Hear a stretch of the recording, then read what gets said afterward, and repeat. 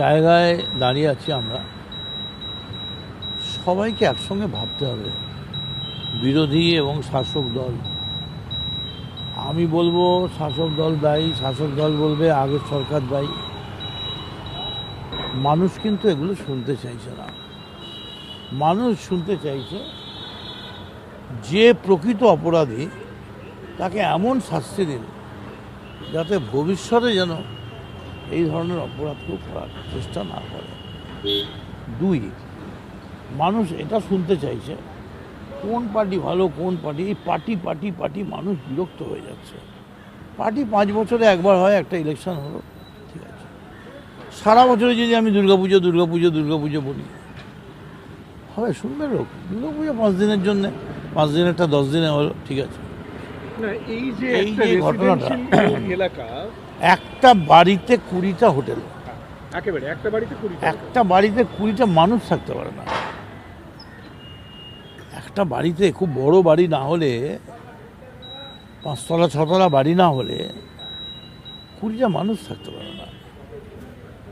কিন্তু কারা দায়ী? এই পাপের সঙ্গে এই যে কম্প্রোমাইজ করে কাজ করা, তার জুড়ে জুড়ে ট্যাপিং করে করে নিয়ে যাওয়া, কত তাড়াতাড়ি হোটেল চালু করা যায়, ফুর্তি আনন্দ চালু করা যায়, তার ব্যবস্থা করা, এটা কত পুরনো? 15 বছরের পুরনো না মহেঞ্জোদারো আমলের? এটাও দেখতে হবে। পুরোপুরি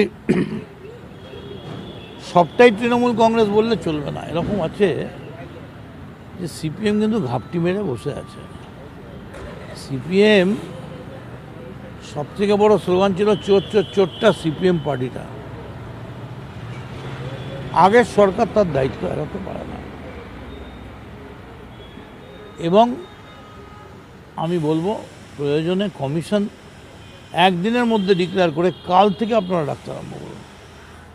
যদি কোথাও দেখেন যে আমারও কোনো ইনভলভমেন্ট আছে, আমাকেও শাস্তি দিন। একটা কথা বলছি যে আপনি শুধুমাত্র একজন রাজনৈতিক নেতা নন, আপনি একজন প্রশাসকও বটে। আপনি মন্ত্রী হিসেবে দপ্তরও চালিয়েছেন, বোর্ড চালিয়েছেন পরিবহনের। আমাকে একটা কথা বলুন, এই যে হোটেলের পারমিশন ছাড়া হোটেল চলছে, হোটেলের সম্পূর্ণ পরিকাঠামোটা আছে কিনা এটা খতিয়ে দেখার দায়িত্ব তো প্রথমেই। সবথেকে বড় কথা, এক কথায় তোমায় বলে দিই, বাড়িতে যেমন অভিভাবক, হেড অফ দ্য ফ্যামিলি ছাড়া বাড়িতে যেমন কোনো পাপ ঢুকতে পারে না, তেমনি সরকারে, রাজনীতিতে মাথাদের মদত ছাড়া। এখন আমি যদি বলি যে মন্ত্রী গিয়ে রাত্রিবেলা লাইনটা দিয়ে দিয়েছে, তা তো দেয়নি। মন্ত্রী কাগজটা ছেড়ে দিয়েছে, তারপর তলায় পরপর পরপর চলে এসছে। এবং প্রশাসন থেকে পুলিশ, কেউই দায়িত্ব এড়াতে পারে না। এবং সবটার মধ্যেই টাকার খেলা। এবং আমার মনে হয় দরকার হলে এটা এ তো পাণ্ডবদের যে যৌতুগৃহ তার থেকে খারাপ। যা অবস্থা ফিসকুস স্ট্রিটের, মির্জা গালি স্ট্রিটের, মার্কু স্ট্রিটের, এবং তোমায় আমি বলছি কলকাতার চৌরঙ্গি রোডের ওপর গ্র্যান্ড হোটেল বা এই সমস্ত জায়গা যা অবস্থা, যে কোনো সময় একটা আগুন লাগলে 100টা লোক মরে যাবে। এই ঘটনার নিন্দা করার কোনো ভাষা নেই।